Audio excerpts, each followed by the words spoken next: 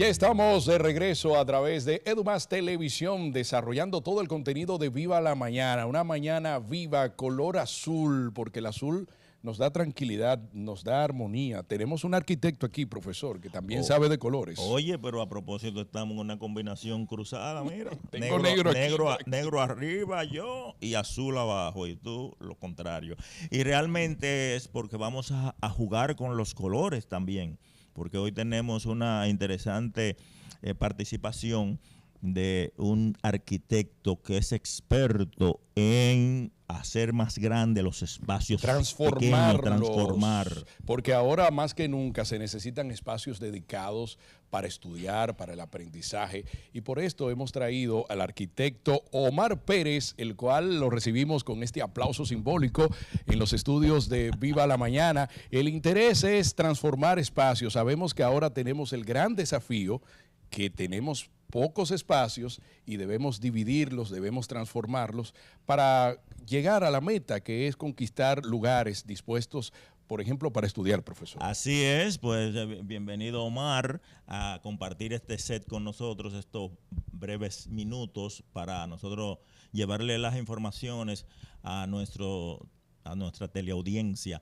Y en ese tenor, ¿cómo adaptar un rincón de la casa para que sea más confortable, más habitable, más espacioso? Para leer, para estudiar. Correcto. Antes que todo, muchísimas gracias por la invitación. Hasta yo estoy combinado con ustedes. Sí. Bueno, mira, es interesante porque al final de cuentas de lo que trata de la arquitectura precisamente es de combinar muchas cosas. Y dentro de esa combinación es conseguir un objetivo, que el ser humano, que es el que habita el espacio, pueda de alguna forma cambiar su forma de actuar ante ese espacio. En pocas palabras, la arquitectura, el espacio, puede hacer que una persona tenga la capacidad de asimilar mucho más rápido, en este caso, en un entorno educativo, con cosas que se pueden hacer combinando sabiamente los colores, teniendo una buena iluminación, una buena temperatura. Y ahí hay que saber combinar. Primero hay que entender que cada individuo tiene una necesidad en particular. No es lo mismo un espacio para un niño que para un adulto. Es decir, en una universidad el entorno es un poquito diferente. Pero al final de cuentas hay elementos que uno puede, como si estuviera cocinando, ir integrando de manera tal que se pueda conseguir ese objetivo. Hay un estudio, de hecho, que ha determinado que incluso hay una temperatura ideal para tú estudiar, que dependiendo de la temperatura tú puedes asimilar mucho más fácil esos conocimientos que de tener una temperatura que no sea tan agradable. El rendimiento aumenta. Correcto. Interesante. Y más en un verano 2026 que está muy saturado y sobre todo cada día más caliente. ¿Cómo podemos escoger los colores? ¿Cómo podemos hacer de la temperatura también un aliado? ¿Cuáles son esos errores que cometemos los padres al momento de dedicar un espacio infantil para el estudio? Correcto. Yo siendo arquitecto cometí un error gravísimo. Yo tengo un niño, en ese entonces él tenía 5 años, ya tiene 11 años, y él es bien inquieto. Pues entonces, yo siendo arquitecto cometí el error de la habitación de él hacérsela de Spider-Man. Colores rojo, sí, amarillo. Wow. Es decir, que a un niño que es un poquito inquieto, yo le di mucho más estímulo de que él necesitaba. Entonces, llegando a responder tu pregunta, los colores son fundamentales porque tienen una psicología. Fíjate que todo lo que tiene que ver con comida, mayormente comida rápida, los colores son rojo y amarillo, porque te incentivan el apetito. Pero asimismo también el color puede hacer que tu estado de ánimo llegue a un punto de tranquilidad.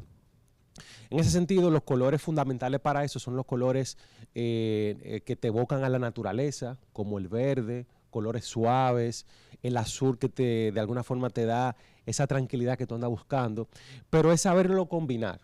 hay una regla muy sencilla. La regla ¿Hay una es, regla para esto? correcto, sí, hay una regla sencilla y es 70-20-10. Ok, ¿qué quiere decir eso? Que tiene que utilizar en la superficie 70% de la superficie con un color que sea pastel y suave, neutro. El preponderante. Blanco, crema, beige.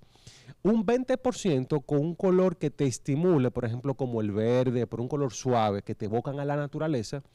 Y un 10% de un color ya que sea un tono acento, un amarillo, un rojo o un rojo vino. De alguna manera hay una regla que te invita a eso. Entonces los colores, saber combinar los colores es fundamental para tú tener un ambiente, en este caso un ambiente de estudio. O sea que esos colores están distribuidos de alguna manera, están presentes en ese diseño. Porque cuando dijiste que hay una sobreestimulación en el caso de tu hijo, es como darle golosina, ¿verdad? Correcto. Darle caramelos.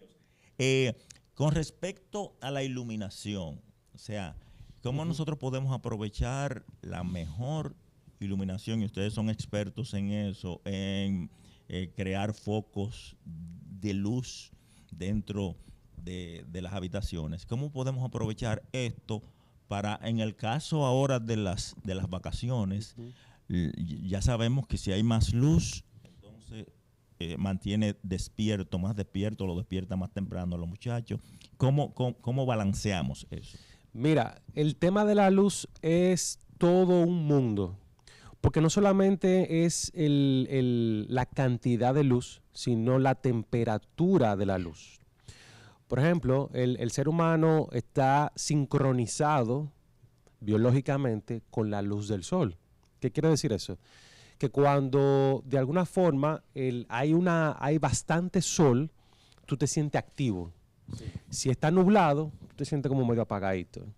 Si está atardeciendo, ya biológicamente tu sistema nervioso se va apagando. ¿Qué quiere decir eso? Que nosotros tenemos que emular esa temperatura del color de la luz en el área donde nosotros vamos a destinarlo para estudio. En ese sentido, hay temperaturas del color que mientras más cercana al cero están, son más amarillas. Por ejemplo, una luz como la conocemos cálida, se conoce como una luz de 2000K de temperatura. Una luz fría, blanca, como la vemos en los hospitales, en las áreas de trabajo, son una luz que tiene una temperatura cercana a los 6000K. ¿Cuál sería la ideal para nosotros tenerlo en un entorno controlado? 4000, 4500, que es la que más simula a la luz natural. Es decir, siempre la luz tenemos que buscarla que sea lo más parecida a la naturaleza. En ese sentido, si nosotros queremos tener un entorno de estudio, pero tenemos una luz muy fría, pues entonces de alguna forma eso nos desconecta un poco del proceso de aprendizaje. ¿Cómo sucede con la iluminación de los espacios deportivos, los estadios y todo eso, que la luz, ¿verdad? Blanca en ese sentido, blanca, para mantener activos los elementos. Y no creen sombra. Correcto, correcto. Omar, cada dato mucho más interesante, inspirador para nosotros crear ese entorno educativo para nuestros chicos e incluso para usted también si se mantiene activo en los estudios. Muebles, elementos con el cual podemos decorar y hacer más cómodo el lugar. También en la parte de la temperatura del clima, me imagino que se puede combinar por esto del consumo eléctrico, abanicos y aire acondicionado. ¿Cuál es tu sugerencia? Sí, que el espacio en sí debe de ser el protagonista. En ese sentido, el mueble es un complemento. Y el mueble viene dado a organizar el espacio y que tú te sientas de una manera con una posición ergonómica. Por ejemplo, si yo tengo un área de estudio y el lugar donde yo estoy sentado no es lo suficientemente ergonómico, pues entonces de alguna forma eso va a impedir mi proceso de aprendizaje. Hay algo que los japoneses llaman que es bautizar el lugar. ¿Qué quiere decir esto? Que nosotros debemos de enseñarle a nuestros hijos a tener un espacio para cada cosa.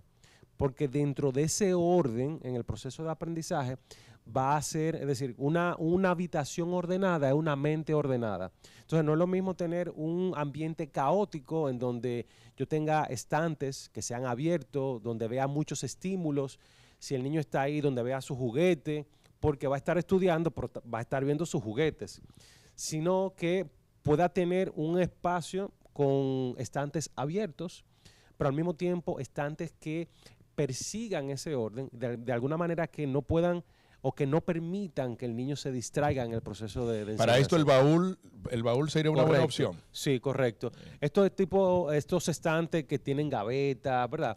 Que el niño pueda saber dónde están cada cosa.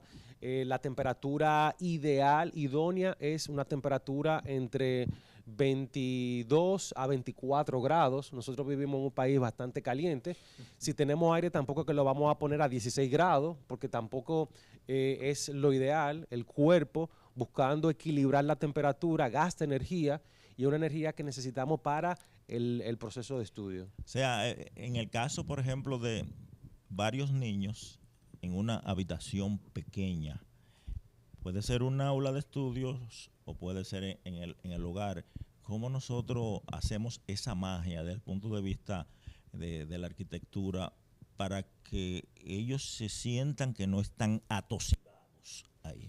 ¿Cómo distribuimos ahí ese espacio? Claro, ahí lo ideal es tratar de aprovechar las paredes, la mayor cantidad de la superficie de las paredes como área de almacenamiento para liberar el entorno inmediato, ¿verdad? Y que ese entorno se pueda optimizar para el uso de los niños. Mientras más utilicemos la superficie de las paredes para el tema del almacenaje, las cosas que hay que guardar, eso nos libera mucho más espacio.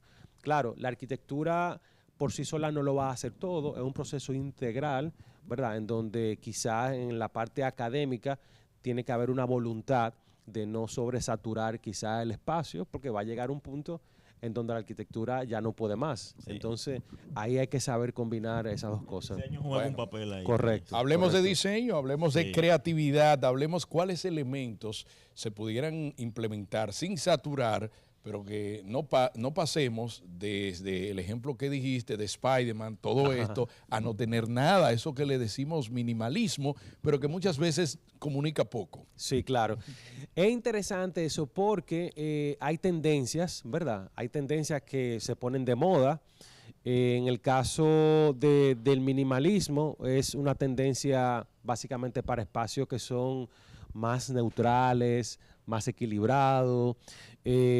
Por otro lado, también no necesariamente cuando hay un niño que está en una habitación o en un área de estudio, ya porque sea niño no tenemos que abarrotarlo con todos los colores que existen.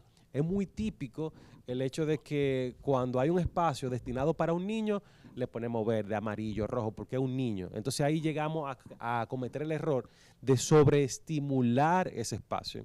Siempre, cada vez que nosotros vayamos a hacer un espacio para un niño o un adulto, hay que entender cuáles son las características que tiene esta persona, cuál es la función que anda buscando y en base a eso, pues entonces adaptar el espacio. Se nos quedan muchos temas y son fascinantes y en la manera, profesor, como lo explica, tan práctica, tan didáctica, nos da deseo de seguir junto a ti. Omar Pérez ha estado con nosotros, el cual es un arquitecto que se dedica a la transformación de espacios, a la remodelación y nos ha dejado aquí pues con muchos datos interesantes.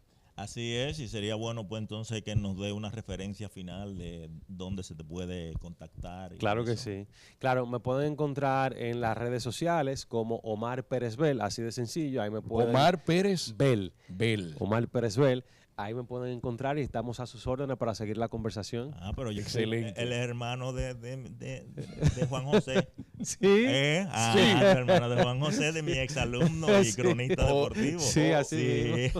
Juan José Pérez Bell, un saludo para él por medio a ti. Bueno, tiene tacos gratis. Sí. El apellido. Señores, nos vamos al corte. Esto es Viva la Mañana.